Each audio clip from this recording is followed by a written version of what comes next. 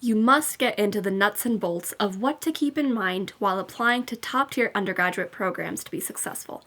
Let's go over a number of points that are essential to understanding the application process for top-tier colleges. Hi, my name is Mohika Nagpal, and this is Understanding the Application Process.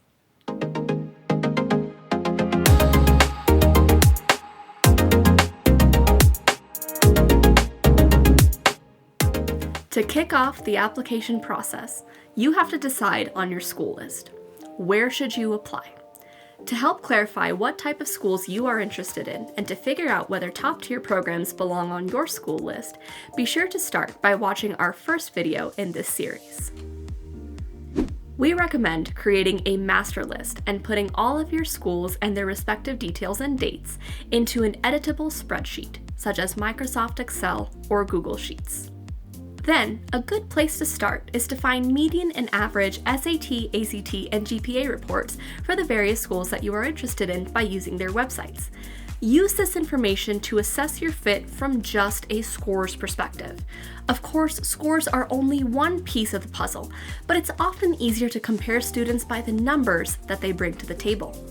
If your scores fall at or below the 25th percentile for the school, we would characterize that school as a reach school. If your scores fall in the middle 50% of the school, we would characterize that school as a par school. And if your scores fall in the top quartile for that school, we would characterize that school as a safety school.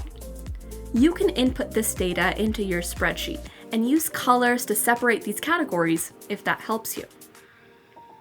Now, on average, students apply to 12 to 15 programs, but what matters more than the number of total schools that you apply to is the spread of the schools on your list. How many schools are present from each category on your list? You want to ensure that you are casting a wide net. A traditional approach is the rule of thirds. About a third of your list should comprise of reach schools, another third should comprise of par schools, and about another third should comprise of safety schools. Another approach is that for each top-tier school that you add to your list, add 2 par or safety programs that have similar offerings or are located in a similar region. You don't have to follow this to a T, but the point is, a good spread will maximize your chances of getting multiple offers. And don't take any school for granted. Even if from a score standpoint you list that school as a safety school, nothing is guaranteed until you've received your decision letter. Give each school on your list your best effort. Timing is key, not just for the top tier schools, but for every school on your list. Another great detail to add to your master spreadsheet is whether the school offers early action or early decision due dates in addition to the regular decision dates. Check with the school specifications, but typically, early action is a non-binding due date, which underlines your interest in the school. To put it in simple terms, if you submit your application to the school by their early action deadline, you are showing them that you are so excited about their program, you were able to finish and submit the application earlier than the rest of the group.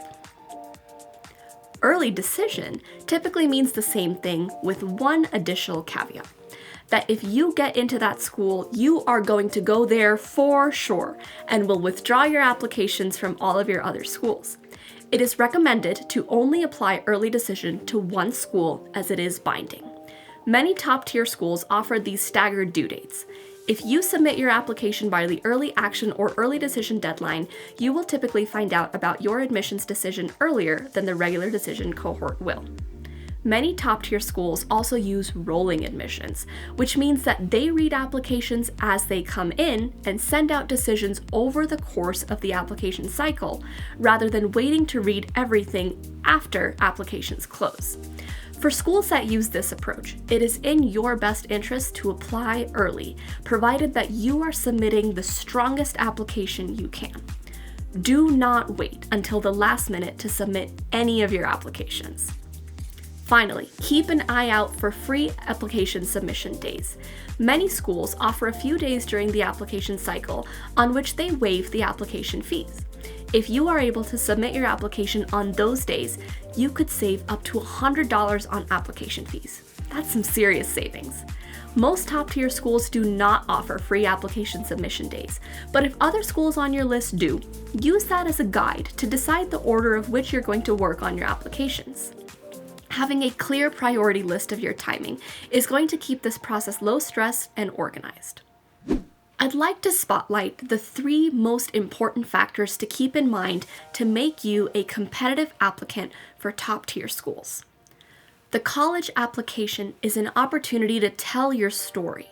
Many top-tier applicants end up with similar test scores and academic profiles, but what sets them apart are the stories they are able to tell with their applications. When you are writing your essays, be true to yourself. Do not fabricate stories, overly embellish stories, or tell a story just because you think it will sound good. Think back to some of your most fond memories or formative experiences in the past few years. A good approach is to think about your life like a movie. While writing your essays, you have to pick 2 or 3 key scenes to show the admissions committee. Shoot for quality over quantity. Shoot for depth and real, raw human emotion rather than the flowery, surface-level stuff. For example, you don't have to boast about the 3 spelling bees you won in middle school. Perhaps the more interesting story to tell is about the time you lost a competition. Competitive applications show emotional maturity and growth in their stories.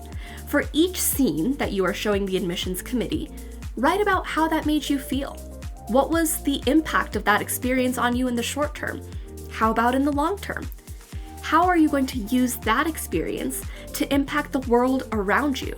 And how can attending college help you with that? For example, let's say that you write your Common App essay about this awesome, super inspirational teacher you had in elementary school, and how she's the reason you want to pursue a teaching degree. Great, but let's take that a step further. What about her stuck out to you compared to your other teachers? What were her strengths? Why are those strengths important to you? How did she make you feel back then? What impact does that experience have on you today? How have you acted on this impact? Maybe you've tutored younger students or volunteered at a summer camp. How will you use this scene in your life's movie as a springboard for the next part of your life? Let the reader into your mind and demonstrate your emotional maturity to understand the long-term impacts of this one isolated moment in your life. That way, when the committee reads this essay and then glances at your activities section, they're able to connect this story to your activities and involvement in the community. And finally, well-roundedness.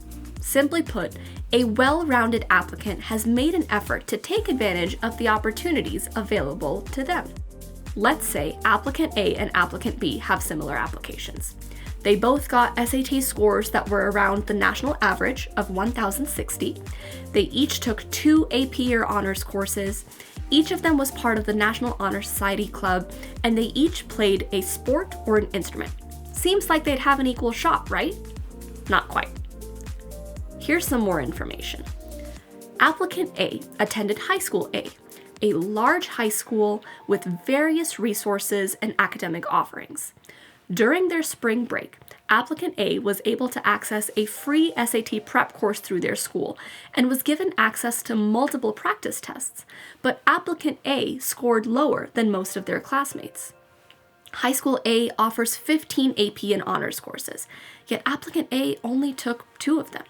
High School A has 20 different service clubs, but applicant A was only a part of National Honor Society, and even in that club, they didn't always lead their A game or lead any service projects.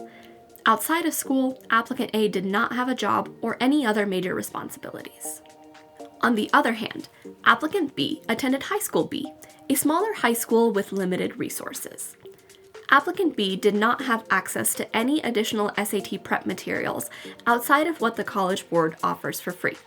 Applicant B also had to spend their spring break picking up shifts at work, as finances are tight at home. Yet still, applicant B was able to score around the national average. High School B offers 2 AP courses, and applicant B took both of them. Their high school did not have any service organizations, so they and their friends started the National Honor Society chapter in their junior year. Applicant B had never been athletically inclined per se, but they tried out their school's track team for a year and made some pretty great memories. Do you see the difference?